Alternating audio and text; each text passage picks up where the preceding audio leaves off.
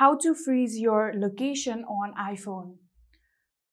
The first and the ultimate way is to simply turn on your airplane mode. For that, you can simply scroll down through your control panel, and in here you can see airplane icon, tap on it, and just like this you have successfully turned on your airplane mode, and like that your location will also be freeze.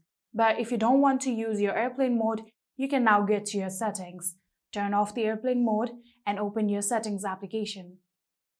And then from here, what you're going to do is scroll down until you see the option of privacy and security. Tap on it, and then tap on location services. After doing that, tap on share my location. And in here, you can see share my location is currently turned on.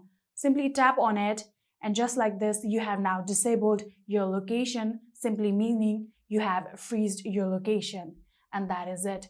I hope this video was helpful to you guys. If it was, please do not forget to hit that subscribe button and like our video. Thank you so much for watching. See you in the next.